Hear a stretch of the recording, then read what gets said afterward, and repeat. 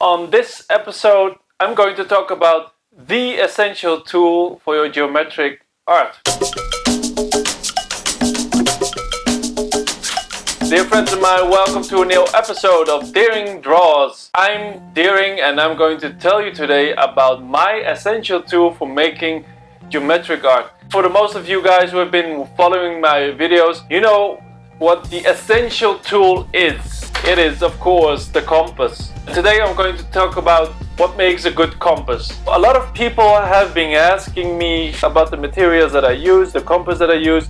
Usually I put the product link that I use in the description, and then, those are links to Amazon, and those are the compasses that I use. Not everybody looks into the description box, so I decided to make a video about this just to clear things up and just outline the three most important features I like about the compass I use, why I think it's important purchasing a compass.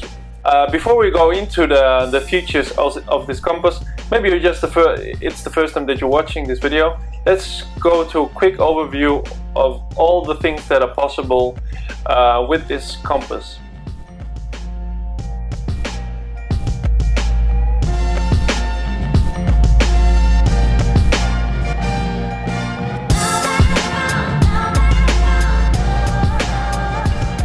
So I bought the Norris Club 550.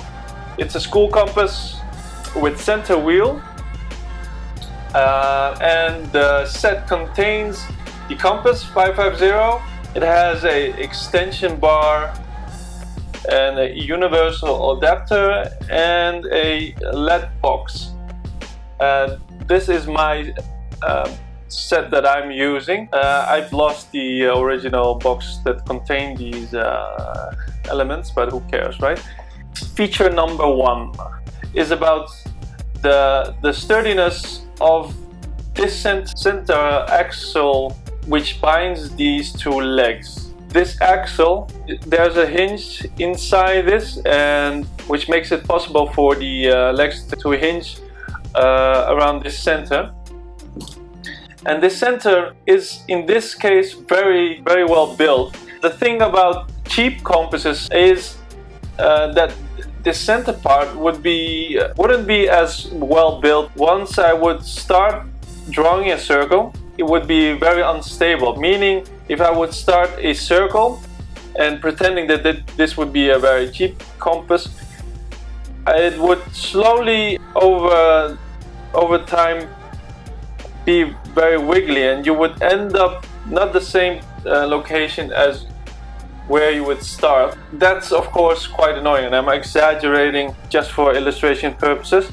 Just have big consequences for all the designs that you would make. It's of such an importance that everything is very precise, because we're dealing with kind of a mathematical precision that requires that circles are perfect as possible, and all the intersections and all the lines that really run through one another, they depend on the precision of the lines that are drawn. In the end, nothing would really line up anymore. And the biggest difference since I've bought this compass is just this very feature, that the center piece of this compass is very well built, and it has a lot of resistance. So if I press, it'll almost press back a little bit, just enough for the pressure not to move the legs while I am drawing a circle. The other thing about the centerpiece is it has a center wheel as well, just to make the circle or the radius vary a little bit, the radius you want it to be. So you can just it'll adjust much easier instead of pushing back and forth.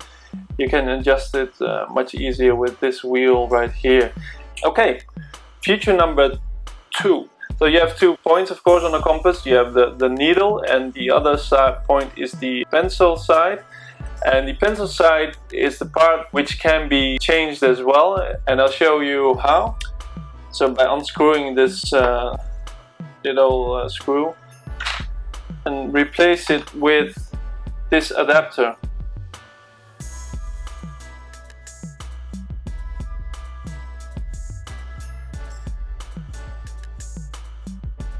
this adaptation, this variation of the compass creates all kinds of new possibilities. This is a fineliner I use to finalize my graphical art. So I'll usually set up the design with the lead pencils. Just in case I make a mistake, I can really correct it. And once I've done that and I'm confident about everything I should have done for the final design, I'll finalize it with the fineliner.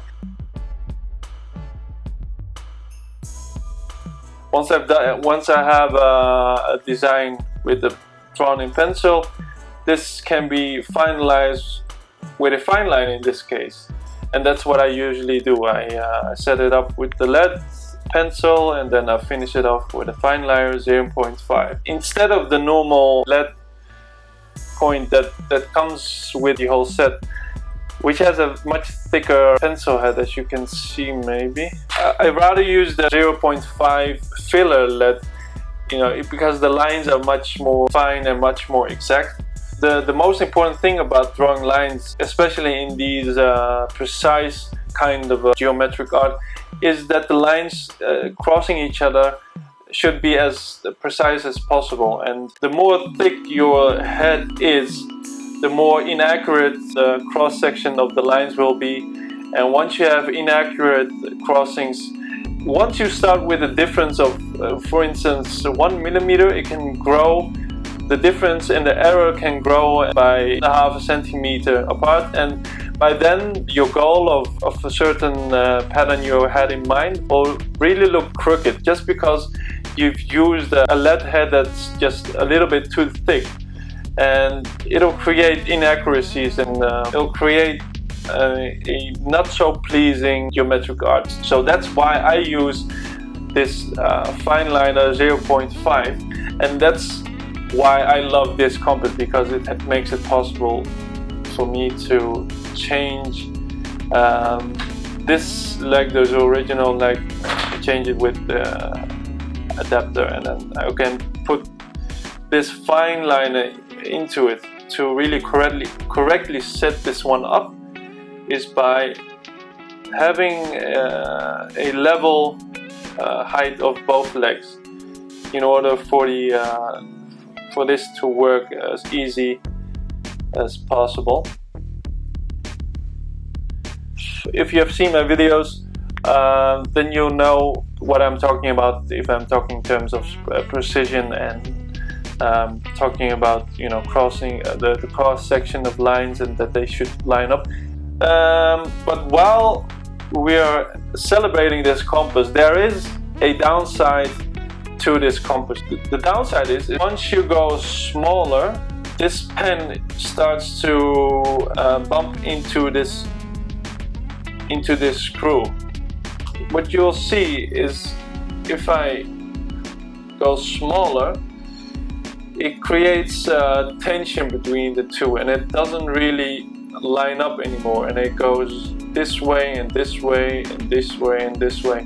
Changing it for normal kind of a Sharpie, and you can immediately see what I'm talking about, because this pencil has a much shorter length and it's exactly just short enough to not bump into this screw. And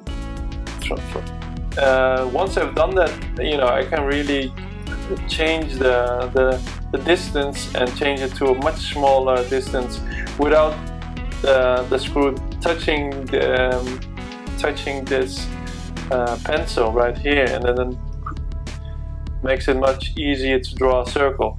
So the only thing you should make sure of in that case is really sharpen your point. Okay, so that's how I solved it. So that's the only disadvantage I have with this compass, and that's my solution to this problem as well. So the third feature I really like, it's the needle part, and the needle part can also be removed. Is add a extension bar.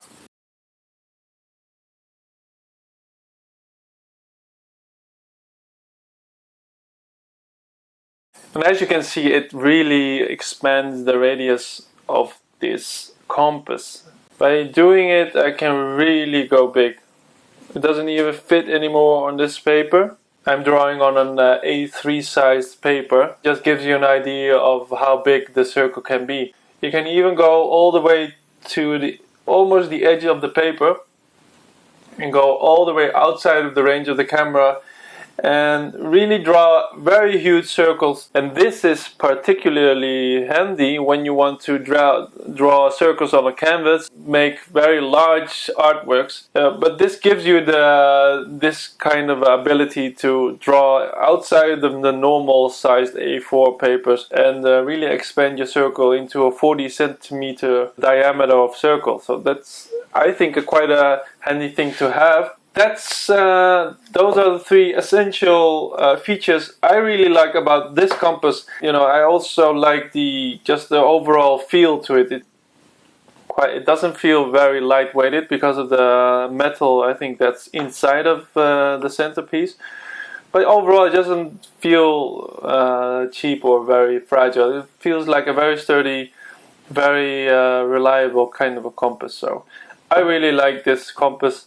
And you know, especially compared to the very cheaper ones, it's much better, and it'll make your life much easier if you're trying to draw exact geometric patterns and really are aiming for that kind of a level of precision. You need to have a precise kind of a tool like this one. So that's it for now. Thank you for watching, dear friends. I hope to see you next time. Hope you like this video.